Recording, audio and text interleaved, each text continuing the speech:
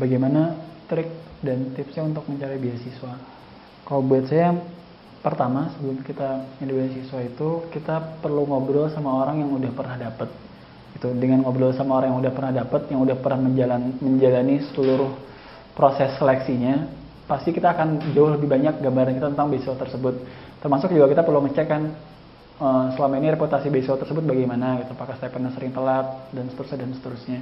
Jadi yang pertama sebisa mungkin cari orang yang udah pernah dapat terus ngobrol sama dia.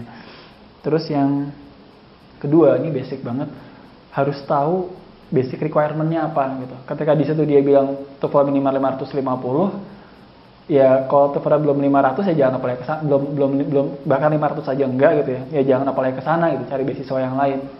Jadi ya kita harus tahu seenggaknya kita sudah memenuhi batas bawah gitu. Nanti berikutnya tinggal ngalahin orang-orang yang lain gitu.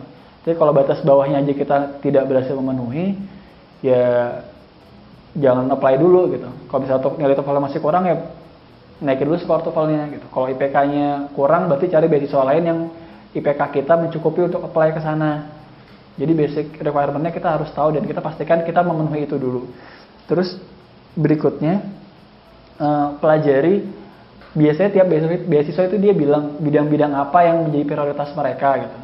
Sebisa mungkin kita cari beasiswa yang memang bidang yang akan kita pelajari menjadi prioritas mereka. Misalnya ada yang prioritasnya adalah di bidang pengajaran, ataukah dia di bidang yang pengembangan daerah terpencil, ataukah dia di bidang pengembangan industri kecil, dan seterusnya. Pastikan beasiswa yang kita apply itu memprioritaskan bidang yang akan kita ambil studinya.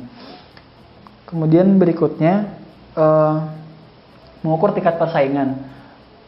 Jadi ya kita semua tahu lah pasti tingkat persaingan tiap-tiap beasiswa beda-beda. Ada beasiswa yang cuma mencari beberapa orang dari ribuan orang yang apply gitu. Ada yang nyari beberapa orang, nyari puluhan orang dari ratusan orang yang apply.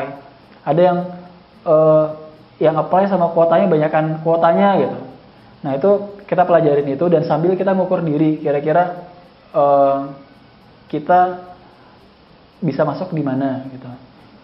Sama satu lagi sebenarnya kalau misalnya bisa apply di banyak tempat, apply di banyak tempat gitu. Karena kita nggak tahu kan yang akhirnya goal yang mana. Lebih aman apply di beberapa tempat ketika itu memungkinkan.